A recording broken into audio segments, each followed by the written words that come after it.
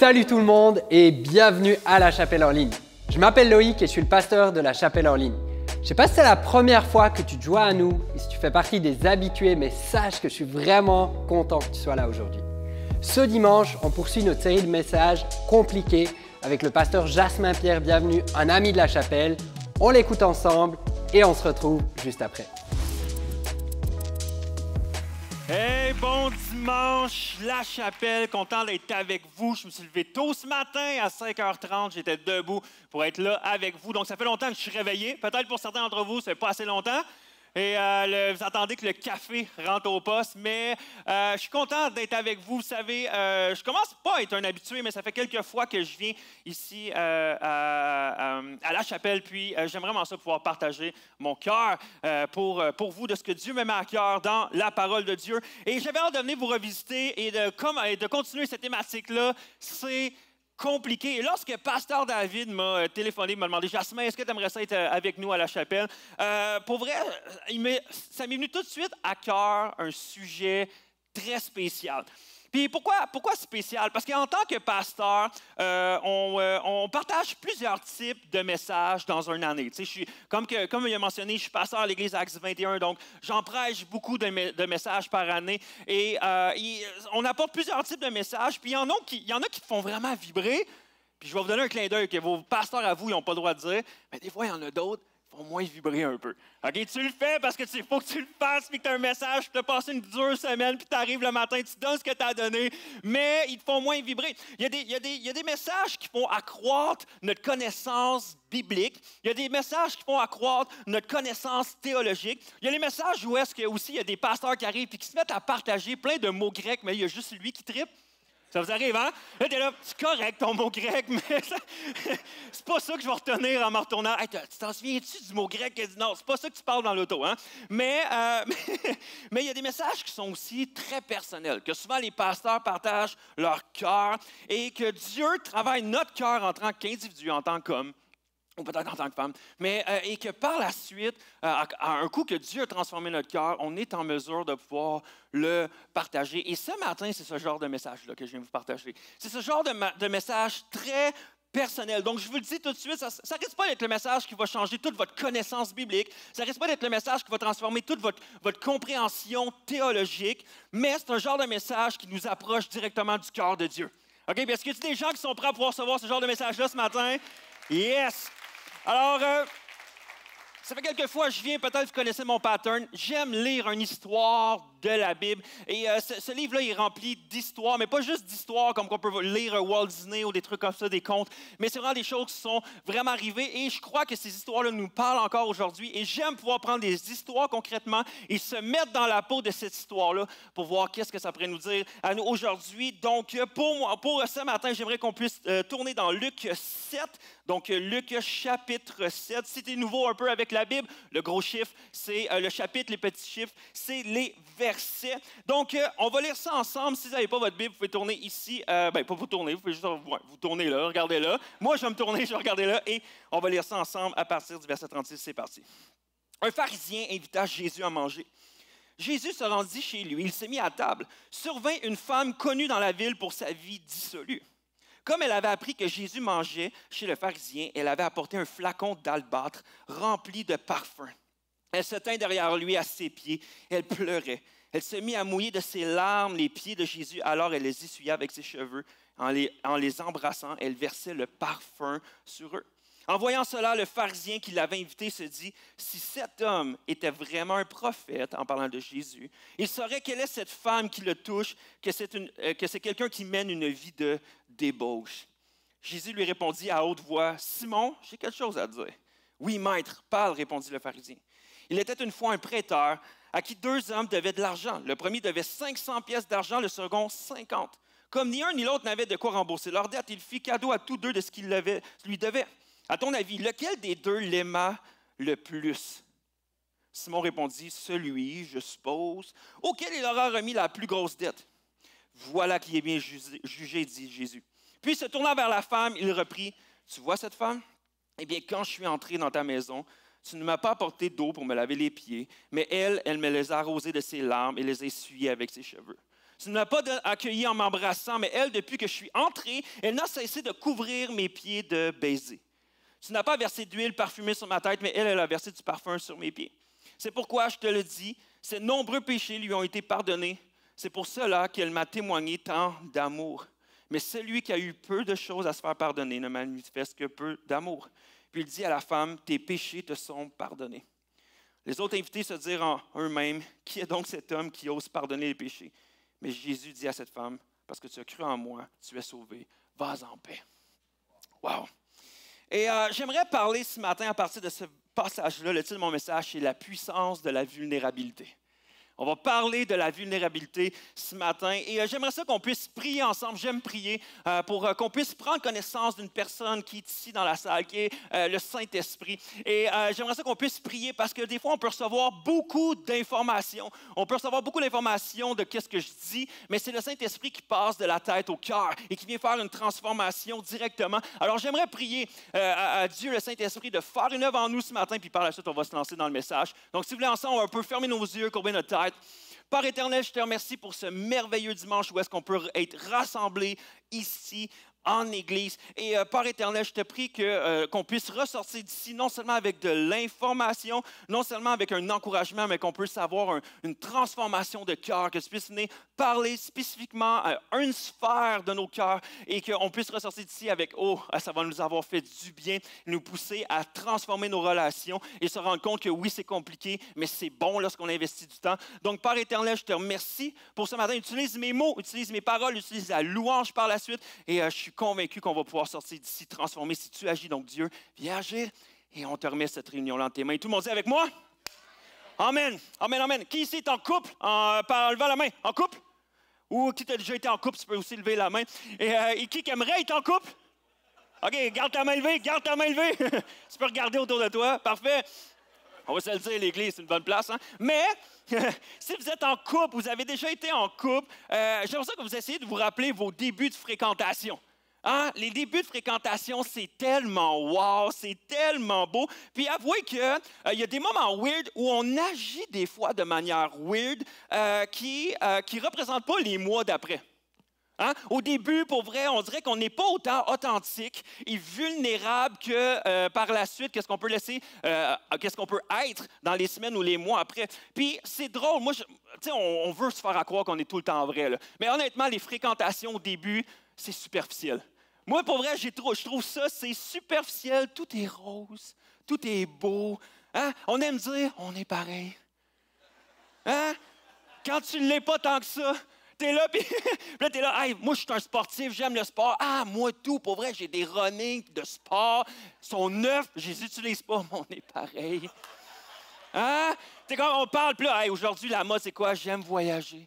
Ah, oh, hey, on aime-tu voyager? Puis là, t'es comme la fille, elle est là, ah, moi, j'aime voyager. Tu sais, j'ai vu l'Italie, l'Europe, la Grèce, l'Irlande, l'Australie. Toi, t'es là, ah, j'aime tellement voyager. J'allais à Old Orchard puis la Gaspésie. Hein? On est tellement pareils. Mais sur le moment, t'es comme, ah, on n'est pas le même type de voyage, mais on se complète tellement. Hein?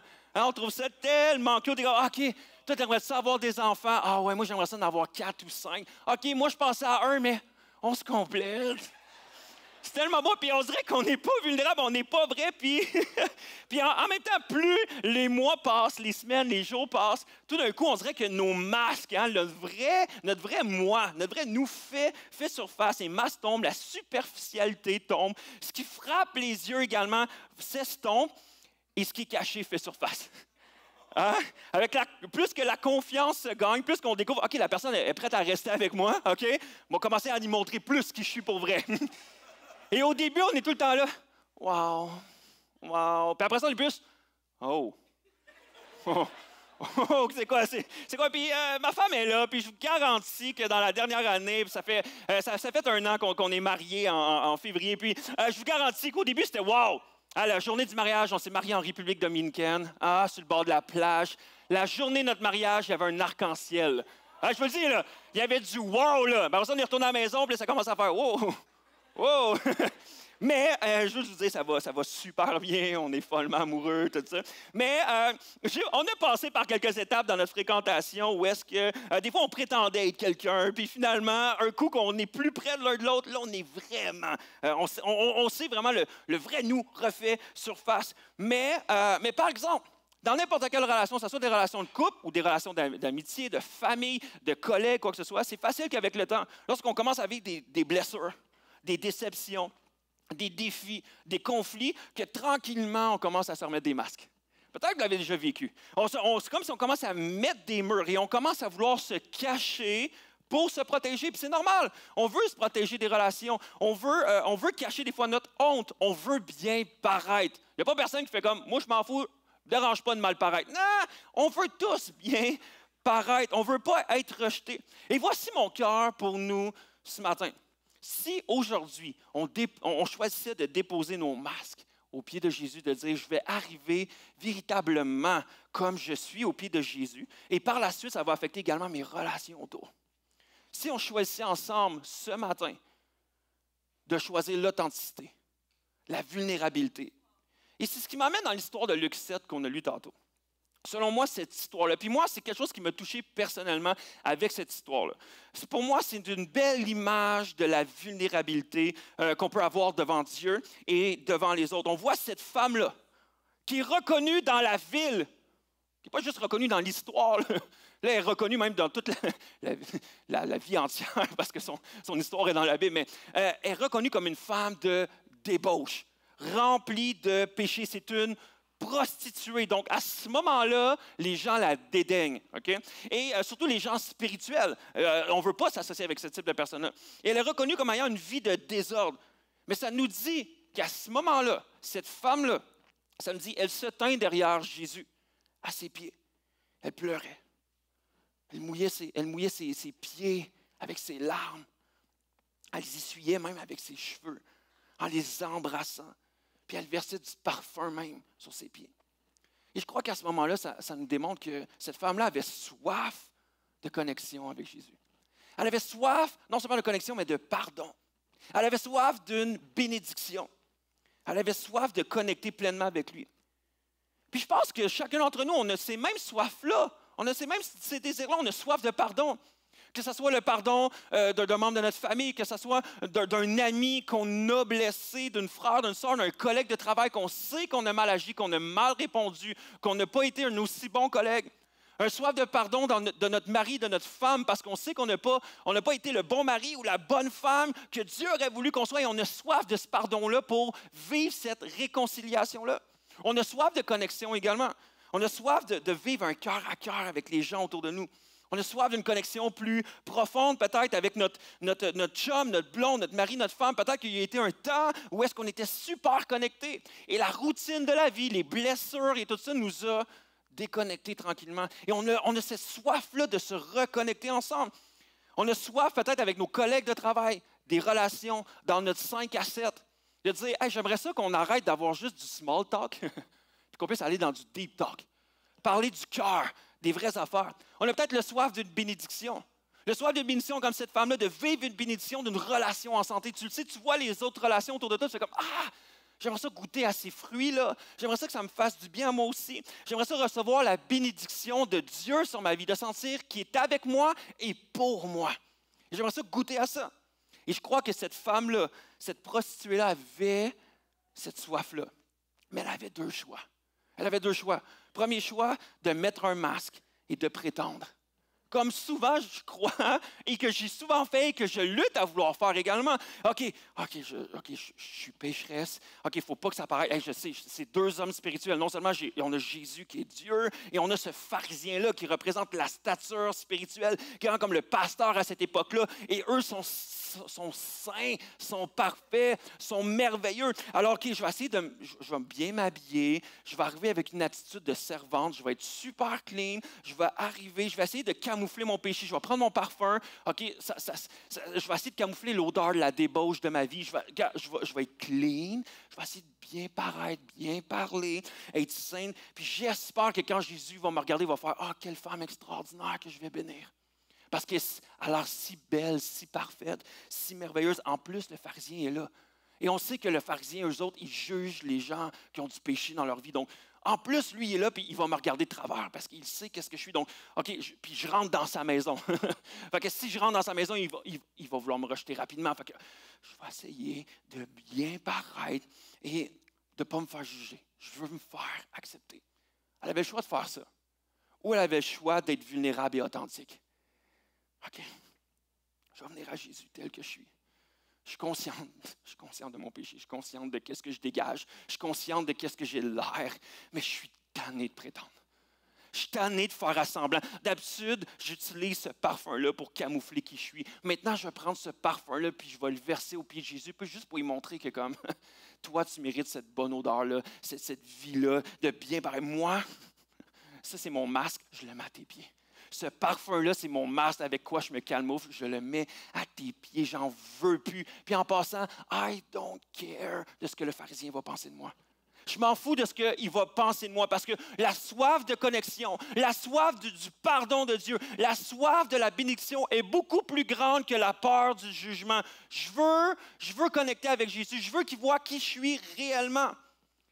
Et cette femme-là, elle a choisi cette posture-là. Et selon moi, c'est une des plus belles histoires de vulnérabilité qu'on voit dans la Bible. Et voici ce que, selon moi, ce texte-là nous apprend sur la puissance de la vulnérabilité. Première chose, la vulnérabilité est la porte d'entrée à toute connexion. Une connexion spirituelle avec Dieu et connexion humaine avec les autres également. On va se le dire, la connexion et pourquoi on est ici sur Terre. C'est pourquoi sûrement vous êtes même ici à l'Église ce matin. On a soif de connecter. Tous les êtres humains ont été créés avec ce désir-là intrinsèque de vouloir connecter avec Dieu et les autres. C'est une raison de vivre pour chaque être humain. Chaque être humain a cette soif-là de connexion. Dernièrement, j'écoute beaucoup un podcast et l'animateur du podcast, il pose souvent la question à ses invités, dans le fond, qu'est-ce que tu ne souhaiterais pas à ton pire ennemi? Et la majorité, souvent les gens, là, je dirais 7 fois sur 10, les gens répondent d'être seul. Je ne souhaiterais même pas à mon pire ennemi d'être seul. Parce que lorsqu'on est seul, lorsqu'on ne connecte avec personne, ça crée de la souffrance. Ça crée de la souffrance. Et au travers les connexions qu'on peut avoir avec Dieu et les autres autour de nous, c'est là qu'on trouve le sentiment d'être aimé, le sentiment d'appartenance. Et tous les hommes, toutes les femmes, tous les enfants ont un grand besoin de connexion, d'appartenance et d'amour. On a tous ça dans notre être entier. Parce que dans l'absence d'amour, d'appartenance et de connexion, il y a la souffrance. Il n'y a personne qui peut dire « moi, j'aime souffrir ». Personne. Mais on a tous ce désir-là, d'une manière ou d'une autre, de connecter. Et voici la définition que je donnerais de la connexion. Je définis la connexion comme une énergie qui existe entre les personnes lorsqu'elles se sentent vues, entendues, valorisées, lorsqu'elles peuvent donner et recevoir sans jugement. Et lorsqu'elles tirent leur soutien et leur force de leur connexion et de leur relation. Ça, pour moi, c'est la connexion. La vulnérabilité commence lorsqu'il y a vraiment de l'amour, un sentiment d'appartenance, de la joie, comme je l'ai dit, du courage, de l'empathie, de la créativité, où on peut créer ensemble, puis on se rend vulnérable. La vulnérabilité, c'est la source de l'espoir. Où est-ce qu'on peut tirer l'espoir? De l'empathie, de la redevabilité, de l'authenticité.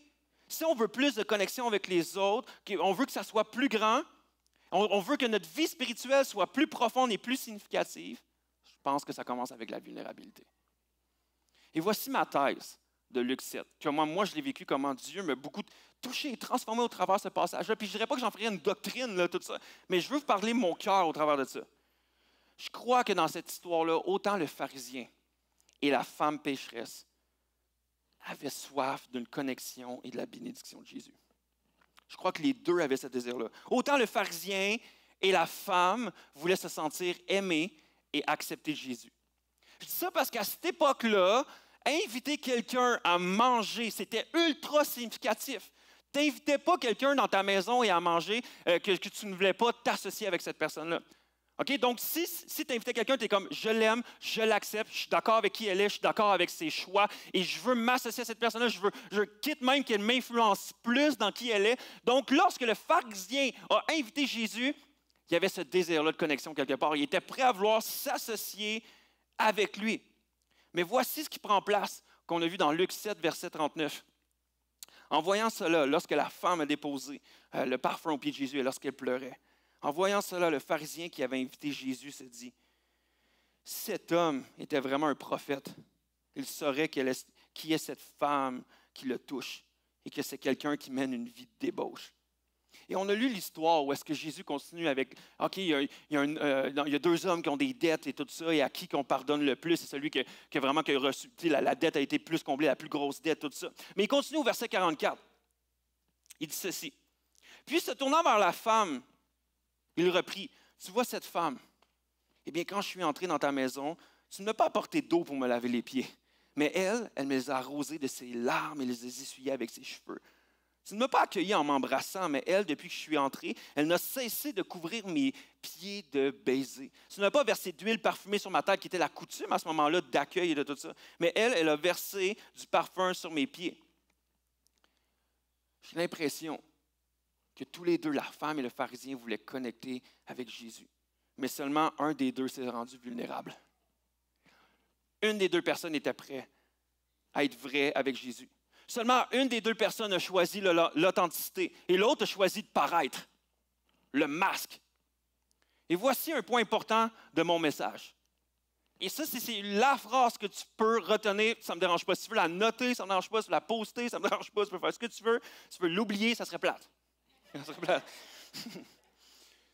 Voici mon point important. Les gens autour de toi ne veulent pas connecter avec qui tu prétends être, mais avec qui tu es réellement. Dieu ne veut pas bénir qui tu prétends être, mais qui tu es réellement.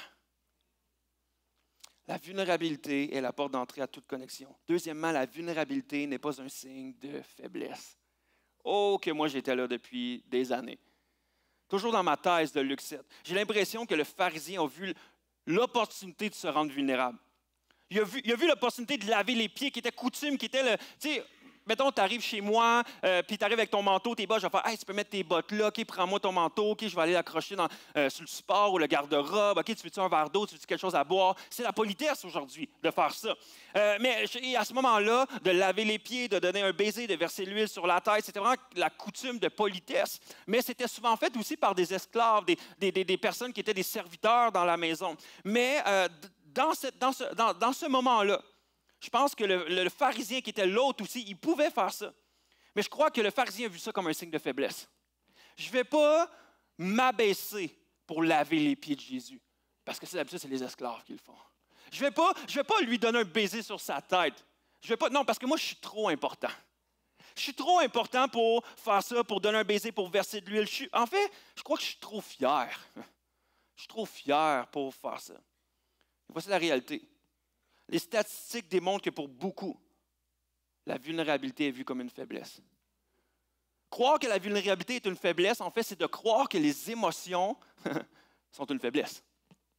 Pourquoi? Parce que notre rejet de la vulnérabilité, d'être vulnérable, d'être vrai, provient souvent du fait qu'on l'associe à des émotions plus sombres, comme la peur, la honte, le chagrin, la tristesse, la déception. Des émotions que, honnêtement, on ne veut pas parler. Ce n'est pas le fun là, de parler nécessairement de ça. Même si elles nous affectent profondément, ça affecte notre façon de vivre, ça affecte notre façon d'aimer, ça affecte notre façon de travailler. On ne veut pas en parler. On dirait qu'on veut cacher ça, ces émotions-là. Mais comme on l'a vu, la vulnérabilité, c'est le commencement de l'amour, de l'appartenance, de la joie, du courage, de l'empathie. Je vais être honnête avec vous ce matin. C'est vrai que de se rendre vulnérable, c'est un sacrifice.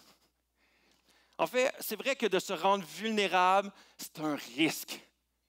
Tu ne sais pas qu'est-ce qui va arriver si tu te rends vulnérable. Est-ce que ça va être bien pris, mal pris? Tu ne sais pas. Ça demande du courage. Ça amène de l'incertitude. Ça demande de la bravoure. Mais nulle part au monde, il n'y a pas personne, nulle part, là, qu'on considère que quelqu'un qui prend un risque, quelqu'un qui a du courage, quelqu'un qui démontre de la bravoure, on va faire « c'est un faible ». Il n'y a personne qu'on va faire ça. Hey, il a pris un risque. Good job. Il a eu du courage, bravo. On va faire comme non, c'est un faible. Personne. Tout le monde va être d'accord avec moi que lorsqu'une personne, un homme ou une femme, est prête à aller voir une personne pour lui avouer son affection. Puis tu ne sais pas si tu vas être rejeté. Tu vas peut-être demander, hey, on peut-tu se dater, on peut-tu faire quelque chose ensemble? Pour vrai, aujourd'hui, et si tu le fais en personne, là, pas par application ou par Internet, là, si tu oses aller en personne, faire comme, hey, ça fait longtemps qu'on se voit, qu'on sert ensemble à la chapelle, puis on est dans le même 5 à 7. Écoute, t'aimerais ça qu'on aille prendre un café, tu sais? Il n'y a personne qui va faire un faible. Pour vrai, on va être tous là. Wow! Wow! Tu sais, quand quelqu'un sauve, il fait comme, hey guys, j'aimerais ça que vous priez pour moi parce que présentement, je vis tel défi à mon travail. Il n'y a pas quelqu'un qui va être dans le groupe faible. Personne. Quelqu'un qui exprime une blessure. Quelqu'un qui ose faire, hey, je sais tantôt, je t'ai dit ça. Je voudrais te demander pardon. C'était pas correct, j'aurais pas dû faire ça. Personne ne va traiter cette personne-là de faible. Mais pourtant, nous, on va croire dans notre tête que si des fois on va dans ces zones-là, on pense que c'est faible. De quoi je vais avoir l'air? Qu'est-ce que les gens vont penser de moi? Au lieu d'honorer notre courage et d'être prêt à le faire. On croit ce mensonge-là. Et je suis quand même un fan, j'aime lire les ouvrages de Brené Brown. Brené Brown, c'est une chercheuse doctorante vraiment qui fait beaucoup de recherches et d'ouvrages sur la honte, la vulnérabilité, le courage. Et elle dit ceci sur la honte et la vulnérabilité. Elle dit, être vulnérable, ce n'est pas un choix. Le seul choix que nous avons est de savoir comment nous allons réagir lorsque nous sommes confrontés à l'incertitude, le risque et à l'exposition émotionnelle. L'incertitude. Je pense que la femme a vécu cette incertitude-là. OK, si je vais vers Jésus, je ne sais pas comment il va m'accueillir. Il va-tu me dire, va-t'en, femme pécheresse, c'est Dieu, il aurait le droit de faire ça. Va-t'en. Le pharisien, je ne sais pas comment il va m'accueillir. Je ne sais pas qu'est-ce qui va arriver, mais je vais step in. Je pense que la femme, elle a fait, je m'en fous. Même si c'est incertain, je vais y aller. Le pharisien, je pense que choisit dans l'incertitude de connecter avec Jésus. Dans le cas d'incertitude, j'ai trop peur, je ne vais rien faire. Je vais me cacher. L'incertitude. Le risque, je pense que la femme a gravi cette peur-là d'être rejetée, d'être jugée, d'être considérée vraiment comme qu'elle était. Elle est allée au-delà. Même la peur du rejet est allée, elle a pris le risque. Le pharisien, encore une fois, je prends-tu le risque? Non, j'aime mieux rien faire. J'aime mieux rien faire pour me protéger. L'exposition émotionnelle. La femme est arrivée au pied de Jésus. Elle a exprimé son cœur. Elle a pleuré, elle était authentique, vulnérable. Elle s'est mise à nu émotionnellement. Le pharisien, comme souvent les pharisiens à cette époque-là, je mets un masque. Moi, faible? Non. Moi, parfait? Oui. Je suis parfait. Je suis saint. Je suis un bon chrétien. Je suis un bon juif à cette époque-là. Pour vrai, les gens me regardent comme un modèle. Je suis un modèle. Elle, arc. Moi, wow. Mais au bout du compte, qui a reçu la connexion et la bénédiction avec Jésus? La femme qui s'est avouée pécheresse. Verset 47, ça nous dit ceci. C'est pourquoi je te le dis, ses nombreux péchés lui ont été pardonnés. C'est pour cela qu'elle m'a témoigné d'un temps d'amour. Mais celui qui a eu peu de choses à se faire pardonner ne manifeste que peu d'amour. Puis il dit à cette femme-là, tes péchés sont pardonnés. Elle a reçu la bénédiction. Elle a été capable de braver ses peurs et d'être vulnérable. Mais on a si peur. On laisse tellement la peur être là et mettre des masques. Et la peur, la crainte du jugement, du regard des autres, c'est ce qui vient briser le plus la connexion avec les gens. Puis, à l'extérieur de l'Église, on le vit dans nos familles, dans nos écoles, dans nos domaines de travail également, mais surtout dans l'Église. Hey, on est supposé être chrétien. On est supposé être des bonnes personnes, nous autres. Fait que si j'ai de l'air pécheur, on va mettre un masque. Et plus on a un rôle de leadership, plus ça devient difficile. Tu es pasteur, tu es leader, tu fais la louange, tu sers avec la chapelle junior, tu es leader dans un 5 à 7.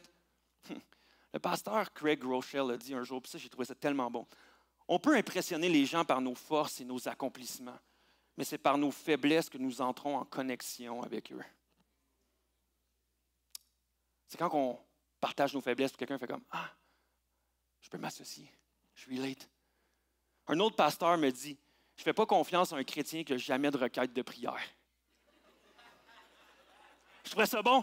Tu sais, quelqu'un qui n'a jamais de requête, ça va toujours bien. Tu es là, moi, c'est pas biblique. Il me semble que je vois tout le temps des bémols, moi, dans ma vie. Puis je le partage, tu sais. Je ne fais pas confiance à un chrétien qui n'a pas de requête de prière. Il n'est pas prêt à se rendre vulnérable. La vulnérabilité est la porte d'entrée à toute connexion. La vulnérabilité n'est pas un signe de faiblesse. Et la vulnérabilité sans limite conduit à la déconnexion, à la méfiance et au désengagement. Et voici ce que je dis ce matin. Pour être en connexion avec Dieu et les autres, on doit se rendre vulnérable. Mais voici ce que je ne dis pas ce matin. Tu dois t'ouvrir à n'importe qui, n'importe où et être un livre ouvert à tout le monde. C'est pas ça que je suis en train de dire. La vulnérabilité consiste à partager nos sentiments, nos expériences avec des personnes qui ont gagné le droit de l'entendre, qui ont notre confiance. La vulnérabilité et l'ouverture vont ensemble pour nous aider à avoir confiance. Puis la vulnérabilité, c'est pas d'arriver devant tout le monde ou quelqu'un que tu ne connais pas, puis hey, salut, moi c'est Jasmin Pierre, savais-tu que je souffre avec telle affaire? Tu vas dire, tabarouette. Salut! Mais voici mon combat le plus sombre. Comment ça va, toi? Ah non, tu vas faire comme ça, c'est pas de la vulnérabilité. Ça, c'est du désespoir. C'est peut-être une blessure, c'est peut-être la recherche d'attention. Ça peut arriver, mais ce n'est pas de la vulnérabilité. Pourquoi? Parce que partager de manière appropriée avec des limites signifie partager avec des personnes avec lesquelles on a développé une relation, puis qui peuvent supporter le poids de ce qu'on va leur dire. La vulnérabilité sans limite conduit à la déconnexion, la méfiance et au désengagement. Puis en même temps, voici la dualité qui existe. On doit ressentir de la confiance pour être vulnérable, mais on a besoin d'être vulnérable pour gagner en confiance. C'est dur, hein, pareil, tout ça. Puis j'aimerais vous illustrer la vulnérabilité. Okay? Ici, j'ai un pot de billes. Okay? Et ça, pour moi, ça représente chacun d'entre nous. C'est comme si chacun d'entre nous, on dispose d'un pot pour chaque personne autour de nous avec qui on est en relation. Okay? Et ce pot-là, souvent, commence vide avec les personnes qu'on ne connaît pas. Moi, je ne vous connais pas ici, je commence avec vous, voici le pot est vide. Et tranquillement, ça représente la confiance que je développe en toi. Et tranquillement, plus qu'on commence à être en relation, on commence à remplir ce pot-là de confiance. Puis on a tous nos propres critères de confiance. Mes critères ne sont pas comme vos critères, parce que selon notre éducation, comment on a été élevé, la manière qu'on a vécu notre vie, selon nos réussites, nos échecs, même nos blessures de vie, va déterminer maintenant comment on remplit ces pots-là. Et par exemple, on peut dire que, bon, comment gagner en confiance? On arrive, on fait comme, hey, OK, voici, je suis avec Pasteur David. Et là, Pasteur David m'écrit un texto à ma fête. Hey, il ne me l'a pas écrit sur Facebook là, parce qu'il l'a vu, un petit rappel. Là, il a pris le temps de m'écrire un message texte. Wow, OK, je gagne en confiance. L'autre jour, je suis allé le voir, j'y ai confié quelque chose que je vivais, puis il l'a gardé pour lui. Et je remplis le pot. Et l'autre jour, même lui, il est venu me voir, puis il m'a confié quelque chose qui m'a dit, Jasmin, garde ça entre nous deux, j'aimerais ça qu'on n'en parle pas. Il me fait assez confiance pour me dire ça. L'autre jour, j'ai partagé un combat à Pasteur David, puis il ne m'a pas regardé en faisant, ben voyons. Non, il a fait, je comprends ce que tu vis. Puis il m'a écouté, puis il ne m'a pas jugé. Et on a tous nos critères comme ça. On a tous nos critères de comme quand je suis malade, il vient me porter des choses. Ces personnes-là qui prennent soin de nous quand on est malade, pas juste quand on va bien. On gagne en confiance. Il prie avec moi, il me soutient, il se réjouit avec moi. Et au fur et à mesure que le pot se remplit, on sait qu'on peut gagner en confiance et en vulnérabilité. Et à un moment donné, le pot se remplit, puis là, on gagne. Mais à un moment donné, ça peut arriver que ça peut être le contraire. Quelqu'un te manque de respect. Mais là, tu enlèves les billes. Quelqu'un te trahit, tu as confié quelque chose, puis tu allais le dire à quelqu'un d'autre. Tu as trahi. Oups, désolé pour... Si quelqu'un tombe durant la louange, ce n'est pas de ma faute. Et... quelqu'un se moque de tes combats. Quelqu'un qui se moque de toi, puis quelqu'un qui te rejette, qui ne t'invite jamais dans les trucs qu'il fait, puis tu te retrouves tout le temps à les regarder sur Instagram, qu'est-ce qu'ils font. Tu es là, je n'étais pas là, tu sais. Et tout d'un coup, le pot se vide. Puis les billes sortent et la vulnérabilité s'estompe aussi. Dans un certain cas, c'est correct, c'est normal. Mais c'est parce que si à un moment on continue de pouvoir laisser des billes entrer dans un pot de quelqu'un, puis cette personne ne nous respecte pas, nous fait du mal, nous fait des blessures, pour vrai, ça va juste faire encore plus des dommages dans notre vie. Donc, il faut faire attention avec qui on se rend vulnérable. Mais ce matin, il y a des personnes à qui j'aimerais vraiment prendre le temps de parler spécifiquement. J'aimerais m'adresser aux personnes qu'on a beaucoup blessées. Par un abus quelconque, par une blessure quelconque causée par un parent, un père, une mère, un patron qui t'a fait beaucoup de mal, qui t'a utilisé, ton mari, ta femme, ton ex-mari, ton ex-femme, un ami. Tu as vécu des circonstances difficiles, puis vous avez fini par fermer votre vulnérabilité, par peur de revivre certaines blessures. Puis qu'aujourd'hui, le pot est vide. Puis pas juste seulement avec les gens autour de vous, mais tout le monde. Puis non seulement que le pot est vide, puis vous avez de la misère à le remplir, mais le couvercle est là. Puis vous dites, je ne ferai plus jamais confiance à personne. Plus jamais je vais m'ouvrir. Plus jamais, c'est fini. Puis il n'y a plus aucune possibilité de rentrer en relation avec vous, puis en connexion, parce que vous avez fermé le pot. Puis si c'est toi, j'aimerais t'encourager à te rendre accessible à nouveau. Puis premièrement avec Dieu. Et dernièrement, j'avais eu cette réalisation-là. La beauté de l'Évangile, la beauté de la bonne nouvelle. C'est que Jésus s'est rendu vulnérable avec nous.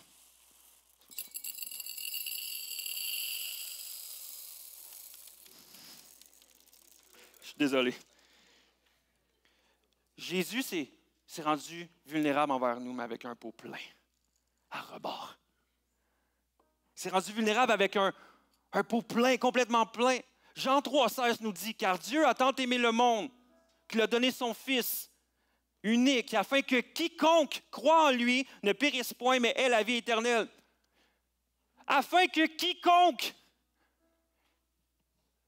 Jésus s'est rendu vulnérable sur un peut-être. Il est allé à la croix sur un peut-être, afin que quiconque, que quelqu'un, peut-être, se mette à croire en moi et qu'il ait la vie éternelle. Jésus est mort sous aucune garantie qu'elle allait être acceptée. Mais il l'a fait juste pour l'opportunité d'entrer en connexion avec nous. L'opportunité d'être en connexion avec nous était plus grande que le risque d'être rejeté. Ça, c'était Jésus.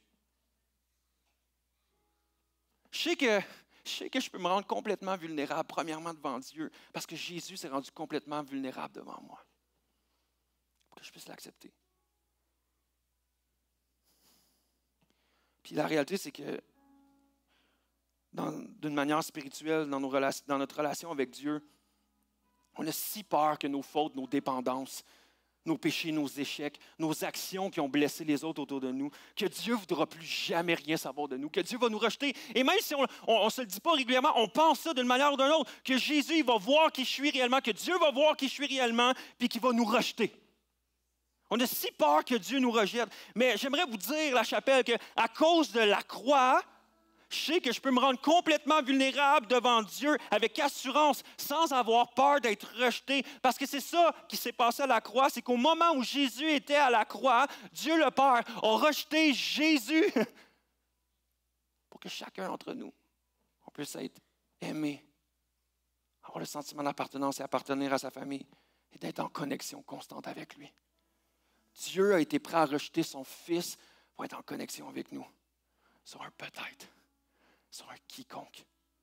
Alors ce matin, j'aimerais vous encourager à choisir de baisser nos masques, baisser nos carapaces, de se rendre complètement vulnérable. Parce que les gens autour de toi ne veulent pas connecter avec qui tu prétends être, mais avec qui tu es réellement. Dieu ne veut pas bénir qui tu prétends être, mais il veut bénir qui tu es réellement. Et voici pourquoi ce sujet-là est tellement important pour moi. Je veux conclure avec rapidement mon témoignage, quand je vous dis que c'était personnel. Il y a 2 ans, Dieu a beaucoup travaillé mon cœur avec ce message-là. Des amis, des collègues, des pasteurs avec qui je travaillais me disaient « Jasmin, tu ne te rends pas vulnérable. On n'a pas accès à ton cœur. Tu as toujours l'air de bien aller. Puis oui, tu nous dis que ça ne va pas. Avec la grâce de Dieu, ça va bien aller. Mais tu ne partages pas ton cœur. On ne connaît pas tes combats. Tu n'es pas vulnérable. » Les gens avaient soif de connexion avec moi. Mais j'étais fermé. J'étais fermé, je n'étais pas prêt à m'ouvrir. Puis ça fait longtemps. Ça fait longtemps de ça. Puis lorsque j'ai consulté, j'ai commencé à découvrir pourquoi. En fait, j'ai grandi dans une famille monoparentale. J'ai grandi toute seule avec ma mère. Ma mère m'aimait, me donnait tout ce que j'avais besoin. Elle faisait de son mieux. Mon père n'était pas complètement absent, mais il n'était pas complètement présent. Il n'était pas là, j'étais avec ma mère, tout ça. Et au travers, ma mère changeait beaucoup d'emplois. Ma mère a eu beaucoup de conjoints. Et puis on déménageait énormément. Entre la maternelle et la 6e année, j'ai fait 9 écoles. En 2e année, j'ai fait 3 écoles différentes en 2e année. Rendu au secondaire, j'ai fait 4 écoles différentes en 5 ans. Rapidement, ça m'a amené à développer des mécanismes de défense. Des mécanismes où est-ce que je me refermais, où est-ce que je voulais me protéger. Et ma réflexion, c'était que je peux m'attacher à personne. Parce que les gens partent toujours. Ma mère, elle avait des chums. Là, ce serait le fun de se connecter avec lui. Non, parce qu'il va partir. Et ça va me blesser, ça va me faire mal. Je ne peux pas m'attacher avec des collègues de classe parce que tu vas partir. Je ne peux pas m'attacher à des professeurs parce qu'ils vont partir. Puis, tout le monde, c'est ça mon minding. Donc, je m'attachais, j'étais super fermé, j'étais superficiel. Et les moments que j'avais essayé en 2e année, je me rappelle dans une école, je commençais à m'ouvrir à un psychothérapeute jusqu'à temps qu'à chaque fois que j'allais dire des choses, il allait le dire à ma mère. Donc, à ce moment-là, il brisait ma confiance. Donc, je me fermais, je ne me rendais pas vulnérable. Puis, j'essayais de bâtir. Je ne voulais pas bâtir des connexions et des relations vraies parce que j'étais comme, ça va me blesser, ça va me faire mal. Donc, je mettais des masques. Du petit gars drôle, du petit gars qui avait une grosse carapace, puis il pouvait supporter bien des affaires. Puis, tout ça, ça l'a bâti autour de moi également que j'avais tellement peur du rejet. Quand tu changes d'école continuellement, de gens qui rentrent dans ta maison continuellement, tu as tellement de soif d'être aimé parce que quand tu es un nouveau dans une école, tu es la cible parfaite pour être un rejet. Pour te faire rejeter. Puis il y a 2 moyens de t'en sortir. Soit que tu es vraiment drôle ou que tu es vraiment talentueux dans quelque chose. L'art, le sport, quelque chose, puis les gens, ouais, il est cool, tu sais. Donc, moi, j'essayais tellement d'être drôle, j'essayais de déconner, j'essayais de faire rire les autres, parce que je voulais pas être rejeté. Non seulement que j'avais ce désir-là d'être aimé, mais puis là, il fallait que je trouve l'attention continuellement. Donc, le regard des autres était tellement important, puis j'ai grandi avec ça toute ma vie. Puis à un moment donné, il a fallu que je fasse un pas de vulnérabilité. J'étais comme, Jasmin, il faut que tu sois prêt à t'attacher avec quelqu'un, que tu sois prêt à laisser entrer quelqu'un dans ta vie, d'être vulnérable. Alors, à l'âge de 21 ans, j'ai fait le pas. Je me suis marié avec une femme. Et on a vécu ce temps-là, je suis devenu pasteur, on a vécu un bon temps, mais 10 ans plus tard, elle m'a annoncé qu'elle me quittait, qu'elle divorçait, qu'elle quittait la foi. Et à ce moment-là, c'est venu jouer dans mes plus grandes blessures. Pour une fois, j'acceptais de laisser entrer quelqu'un dans ma vie, d'être vulnérable, d'être authentique. Et ma plus grande crainte, c'est qu'elle parte. Et elle est partie. Et par la suite, j'étais devenu pasteur. J'étais pasteur à l'église Axe 21. Ma 2e plus grande crainte au monde, c'était la peur du jugement, la peur du rejet. Qu'est-ce que les gens m'ont pensé de moi? Et à ce moment-là, j'étais anéanti. J'étais brisé. J'ai essayé de bâtir mon mariage. Je me suis retiré du pastorat. J'ai essayé de travailler là-dessus. Finalement, ça n'a pas fonctionné.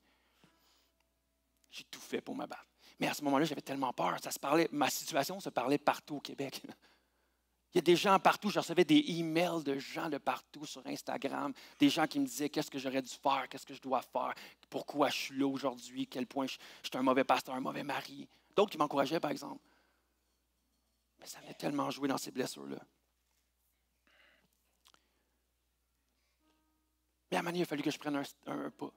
Puis c'est lorsque j'ai commencé à être vulnérable puis d'annoncer vraiment devant les gens comment je me sentais, comment j'étais, que les gens commençaient à relate avec moi. Je commençais à être vrai, authentique, dire « Hey, pour elle, ça va pas, j'ai mal, c'est douloureux. » Je ne partageais pas ça devant tout le temps avec tout le monde. Je ne partageais pas toutes mes blessures, toutes mes fautes, tous mes péchés, quoi que ce soit. Mais avec des gens qui ont gagné, la confiance de le faire. Mais en même temps, je commençais à le partager à mon église, à mes collègues, à mes pasteurs. Puis tout d'un coup, On est devenus tellement proches. Puis aujourd'hui, je n'ai pas la même connexion avec mon église que je l'avais il y a 2-3 ans. Je n'ai pas la même connexion avec les gens de mon 5 à 7, de mon groupe Connexion qu'on appelle Acts 21. Je n'ai pas les mêmes relations avec mes amis parce que j'ai commencé à être authentique et vulnérable. Et à ce moment-là, j'ai laissé Dieu transformer mon cœur. J'ai laissé Dieu me transformer et dire, Jasmin, ça vaut la peine de prendre des risques.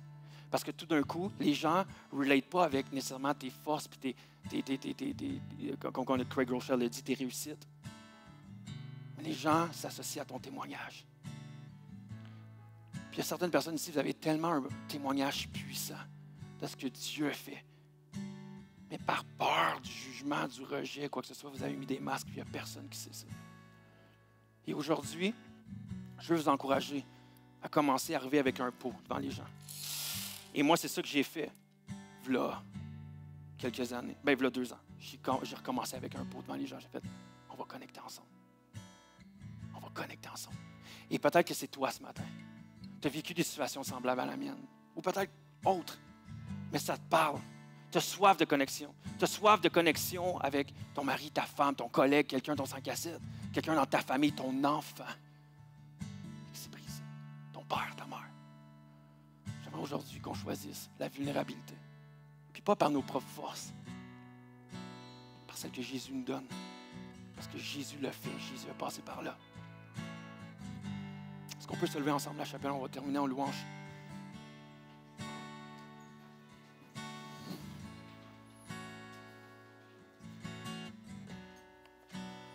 Ce matin, tu peux entendre ça, faire comme « Ah, c'est une belle histoire. Ça ne me dérange pas. » Mais à ce soir, tu peux prendre un step et te faire « Hey, ça c'est moi. Je vais prendre un step de vulnérabilité avec certaines personnes.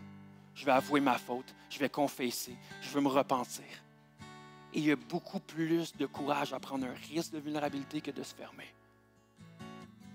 Ici, ce matin, on laissait les gens et Dieu connecter avec nous. Pas pour qu'est-ce qu'on prétend être, mais qui nous sommes réellement. Est-ce qu'on peut fermer nos yeux? On va prier ensemble. Ouais, Père éternel, on a tous un bagage, une histoire, quelque chose. Et Père éternel, viens nous montrer peut-être des endroits dans notre cœur où est-ce qu'on sait qu'on s'est fermé. Des blessures. Des moments où est-ce qu'on sait qu'on est à côté de la traque. Dieu, je te prie d'augmenter ce désir-là d'être vulnérable. Que ton Saint-Esprit nous donne ce courage-là, cette force-là, de passer au travers les peurs du regard, les peurs du jugement, pour entrer dans le côté de vulnérable, le côté d'authenticité. Qu'on ne soit pas connu pour des masques, des images qu'on ose démontrer, mais qu'on soit vrai. Que notre couple soit reconnu comme étant un couple vrai et authentique. Que notre maison soit reconnue, que notre famille soit reconnue comme une famille vulnérable et authentique. Que dans mon milieu de travail, je sois reconnu comme quelqu'un d'authentique, vrai, que les gens ont soif de connecter avec. Et qu'on ose être vulnérable. Dieu, viens guérir nos cœurs où il y a eu de la blessure. Viens guérir nos cœurs où il y a eu de l'abus. Dieu, tu nous dis qu'à la croix, tu as pris nos fautes, nos péchés, nos blessures, nos meurtrissures, et qu'à la croix, nous pouvons, si on regarde à toi, on peut vivre cette guérison-là ultime. Dieu, j'appelle ta guérison sur les cœurs, ta guérison où il y a eu de l'abus, la guérison où ils ont besoin vraiment ou qu'une blessure qui est là et qui est encore à vif. Dieu, viens mettre ton pansement sur eux. Que ton Saint-Esprit vienne apaiser. Et qu'amène un pot à être prêt à être rempli pour la vulnérabilité. Dieu, on vient avec toi avec assurance parce que tu es venu devant nous, complètement vulnérable. Et Dieu, on sait qu'on peut venir devant toi, que tu ne vas pas nous rejeter, parce que tu as déjà rejeté ton Fils Jésus. Donc ce matin, on va arriver devant toi en louange, en sachant qu'on est déjà aimé. on est déjà là. On est déjà là prêt à connecter. Tu es déjà là prêt à faire une œuvre en nous. Donc Dieu, on dit, prends la place qui te revient. Fais cette œuvre-là ce matin. Guéris mon cœur, guéris-le. Rencontre-moi et transforme-moi afin que je puisse ressortir d'ici complètement transformé et que Dieu ne soit plus la personne qui est la même personne de lorsque je suis rentré que lorsque je suis sorti. Donc Père, on appelle cette transformation-là dans le nom puissant de Jésus que j'ai prié. Amen. Amen. Est-ce qu'on peut louer et adorer notre Dieu ce matin et arriver avec confiance devant lui? Je vous laisse avec l'équipe de louange. Oh, ce nom est si merveilleux. Oh, ce nom est si merveilleux. Le nom de Jésus-Christ, mon roi. Oh, ce nom est si merveilleux. Sa beauté est sans pareil. Oh, ce nom est si merveilleux. Le nom de Jésus. Oh, ce nom est si merveilleux. Le nom de Jésus.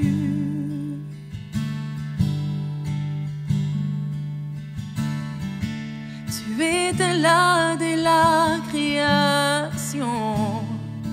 Fils unique du Dieu très haut. Les mystères de ta gloire révélés en toi, Christ, notre Seigneur. Oh, ce nom est si glorieux. Oh, ce nom est si glorieux.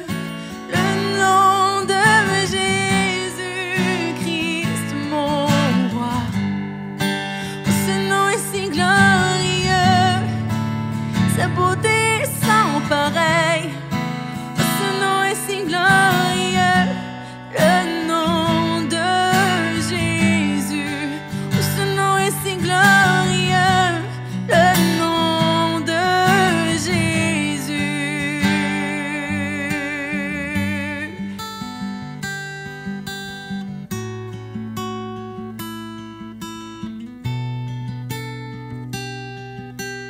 Oh, oh, oh.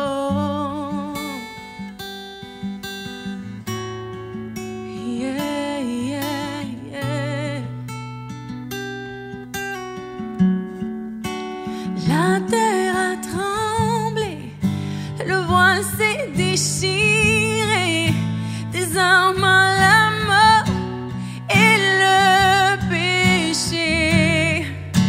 Les cieux comptent ta gloire, les cours de ta victoire, car tu es le roi ressuscité. Tu es sans rival, tu es sans égal. Dieu, tu triomphes à tout jamais. À toi soit le règne, à toi soit la gloire, car ton nom surpasse tout autre nom. Oh, ce nom est victorieux. Oh, ce nom est victorieux. Le nom de Jésus-Christ, mon roi. Oh, ce nom est victorieux. Sa puissance est sans pareil. Oh, ce nom est victorieux. Le nom de Jésus. Oh, ce nom est victorieux. Le nom de Jésus. Oh, ce nom est victorieux. Le nom de Jésus.